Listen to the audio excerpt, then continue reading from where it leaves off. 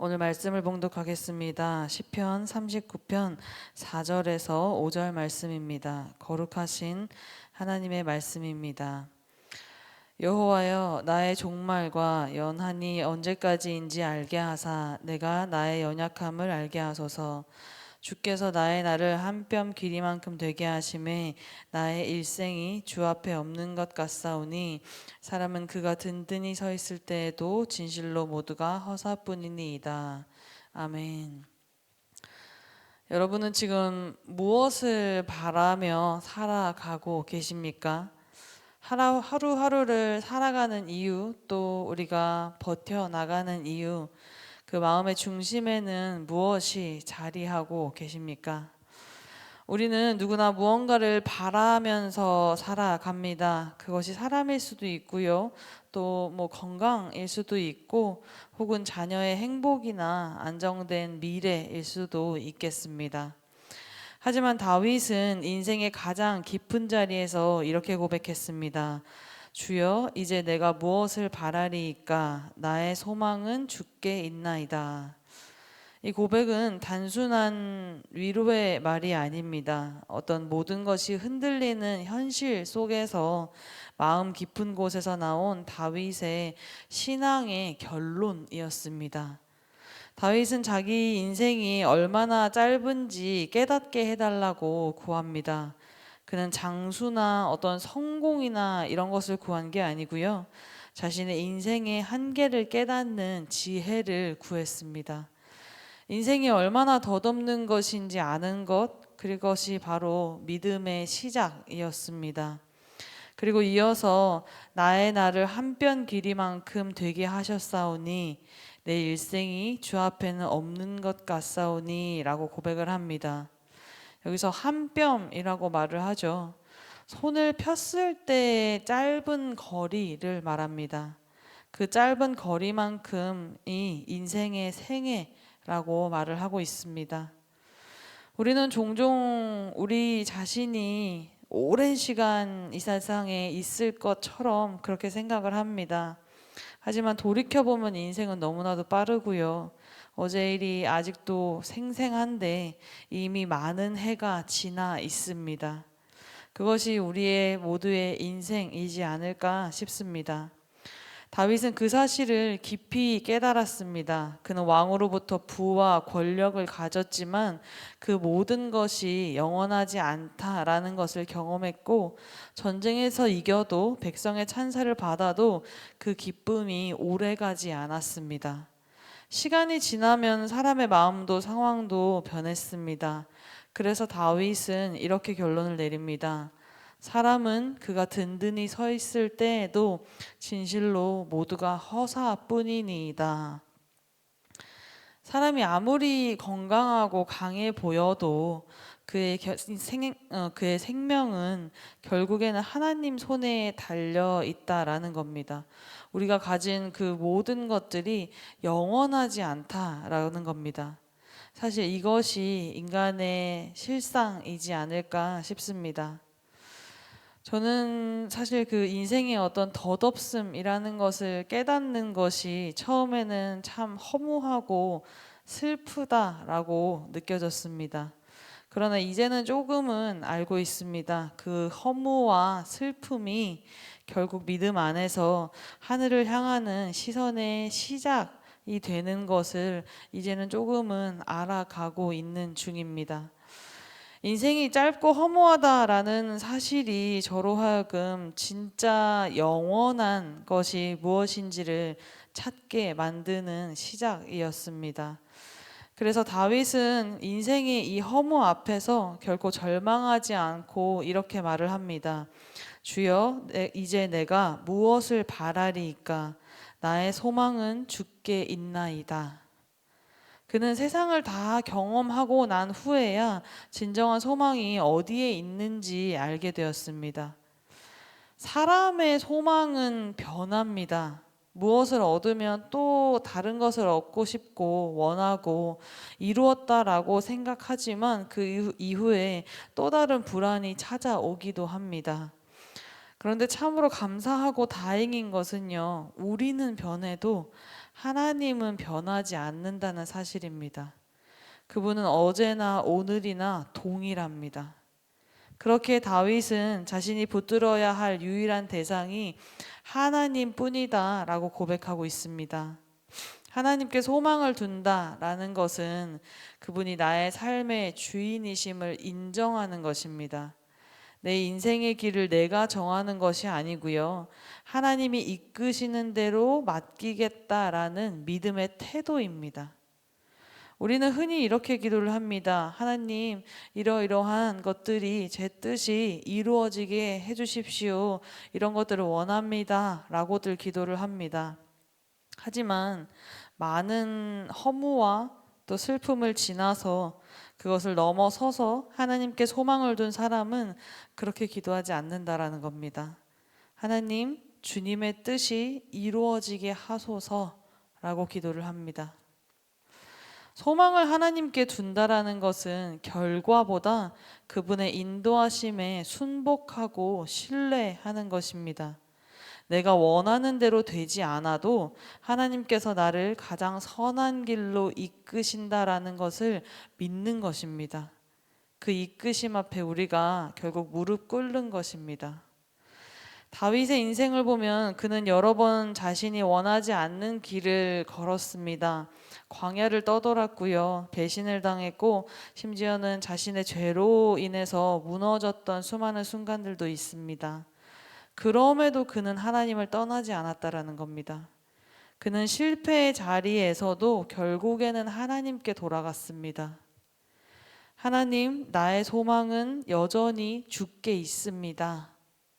이 고백이 바로 허무와 슬픔을 지나온 진정한 믿음의 사람이 할 수 있는 고백인 줄로 압니다. 상황이 아니라 하나님께 근거한 소망, 그것이 진정 흔들리지 않는 신앙입니다. 세상의 소망에는 늘 조건이 있죠. 이 일이 잘 돼야 합니다. 또 이 사람과 좋은 관계를 유지해야 합니다. 혹은 이 사람이 나를 이해해 주었으면 좋겠습니다. 또는 이 문제가 해결되어야지만 평안합니다. 하나님 이런 것들을 주십시오. 라는 어떤 소망에는 늘 조건 같은 것들이 있습니다. 그러나 하나님께 둔 소망은 조건이 존재하지 않습니다. 그저 하나님이 나와 함께 하신다라는 그 사실만으로 그 어떠함도 모든 것이 괜찮아지는 것입니다. 충분해지는 것입니다.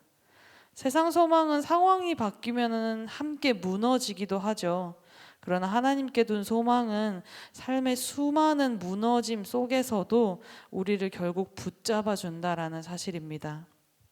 하나님께 소망을 둔 사람은 기쁠 때에도 교만하지 않고 슬플 때에도 절망하지 않습니다. 왜냐? 바라보는 대상이 변하지 않기 때문입니다. 이미 우리는 세상의 수많은 허물을 알고 있습니다. 이미 우리는 수많은 허무와 슬픔을 지나왔습니다. 그런데 우리가 이렇게 새벽에 나와서 기도와 말씀을 붙잡는 이유도 사실은 아주 단순하다라는 겁니다. 이미 그 허무도 또 우리는 그걸 넘어서서 하늘의 소망도 알고 있음에도 우리는 매일 세상 속에서 참으로 연약하게도 흔들리고 또 흔들리기 때문입니다. 눈에 보이는 것들, 사람의 말, 내 마음의 불안이 자꾸만 우리를 다른 곳으로 순간순간 이끌기 때문입니다. 그래서 이렇게 고요한 시간이 우리에게는 다시 하나님께로 우리의 방향을, 시선을 되돌리는 시간이 되는 것입니다. 하나님, 오늘도 제 소망은 주님께 있습니다. 라고 고백하는 것입니다. 이렇게 고백하며 오늘을 사는 것이 주님 안에서 평안을 누릴 수 있는 유일함입니다. 소망이라는 것은요, 감정이 아니라 방향입니다. 하나님을 바라보는 방향으로 내 마음을 맞추는 것입니다. 그러기로 우리가 결심하는 것, 그래서 그럼에도 나는 여전히 당신을 바라봅니다. 라고 고백하는 것입니다. 그 방향이 바로 설 때에 우리의 삶은 결코 흔들리지 않습니다. 비록 현실의 문제는 여전히 똑같을 수도 있습니다. 비록 눈앞의 문제는 여전히 그대로일 수도 있겠습니다. 하지만 그 안에서 이제는 더 이상 그 무엇도 나를 흔들 수 없습니다라는 결단입니다. 하늘에 소망을 두며 살아가는 사람들의 자세인 줄로 압니다. 오늘 우리는 다윗의 이 고백 앞에서 우리 스스로에게 한번 질문해 보는 시간이 되었으면 좋겠습니다. 나는 지금 무엇을 바라보며 살아가고 있는가? 우리가 하루하루를 살아가는 수많은 이유들 속에서 여러분을 붙들고 있는, 여러분의 마음을 붙드는 진짜 소망은 어디에 두고 계시냐라는 겁니다. 다윗은 모든 것을 경험한 후에 이렇게 고백했습니다. 주여, 이제 내가 무엇을 바라리이까? 나의 소망은 주께 있나이다. 이 한마디가 신앙의 본질입니다. 소망의 방향이 하나님께로 옮겨질 때 우리의 삶은 비로소 평안할 수 있다라는 겁니다. 그러니 우리가 허락된 매일을 살아가며 우리는 이렇게 고백하길 원합니다. 주님, 제 소망이 세상에 있지 않게 하시고 오직 주님께만 머물게 하여 주십시오. 이렇게 고백하기를 원합니다. 이 고백이 여러분의 마음에 머물고 또 하루의 모든 순간마다 하나님께 시선을 맞추며 그렇게 살아갈 수 있기를 소망합니다. 기도하겠습니다. 짧고 연약한 우리의 인생 속에서도 영원히 주님을 바라보게 하시니 참 감사합니다. 세상의 많은 것들이 우리를 흔들고 우리의 소망을 빼앗아 가려 할 때에도 우리의 시선을 주님께 고정하게 하여 주시옵소서. 우리의 마음이 잠깐 있다가 사라질 것에 머물지 않게 하시고 영원하신 주님께 우리의 믿음과 소망을 온전히 두게 하여 주시옵소서. 허락하신 오늘도 주님께서 인생의 주인 되심을 믿으며 당신이 이끄시는 길로 걷게 하시고 만나는 모든 상황 속에서 주님의 손을 의지하게 하여 주시옵소서. 오직 주님이 우리의 유일한 소망 되심을 고백합니다. 혹여 어느 순간에 우리가 흔들릴 때라도 다시 주님 품으로 돌아오게 하옵소서. 이 모든 말씀 우리 주 예수 그리스도의 이름으로 기도드립니다. 아멘. 이 시간 다음과 같은 기도의 제목으로 기도드리겠습니다. 지금 들은 말씀이 내 삶으로 이어지게 하옵소서.